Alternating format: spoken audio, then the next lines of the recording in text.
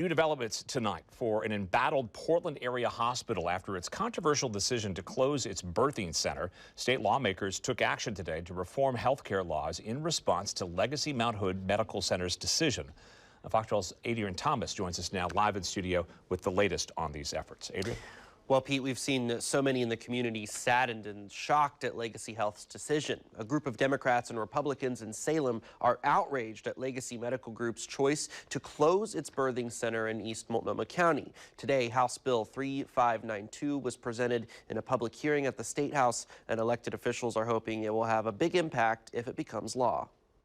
State law requires the Oregon Health Authority to grant a waiver to Legacy Mount Hood Medical in order for it to close its birthing center.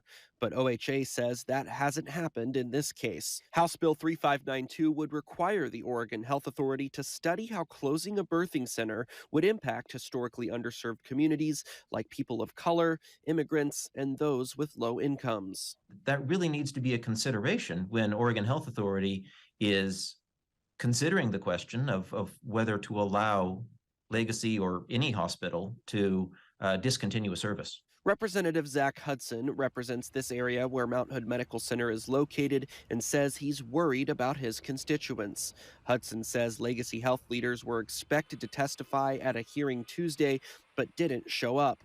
Legacy Health has claimed the birthing center closed due to staffing issues, but Hudson says that isn't exactly true after he met with Legacy representatives. Further discussions led to the fact that they did have a model with plenty of staff until they chose to change how they staffed the facility.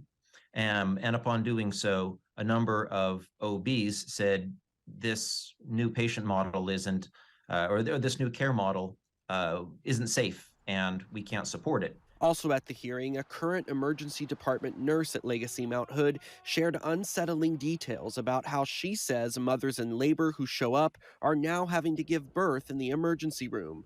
This is not a suitable environment for a laboring patient, nor does the ED have the physical capacity as we are currently treating many of our patients in the lobby and in hallways. Additionally, the ED does not have the necessary tools such as fetal monitoring equipment or training. And without this, we will not know the condition of the unborn baby. Now, the Oregon Health Authority says it's still looking into the closure of the birthing center and is not commenting on this pending legislation. In studio, Adrian Thomas, Fox 12 Oregon.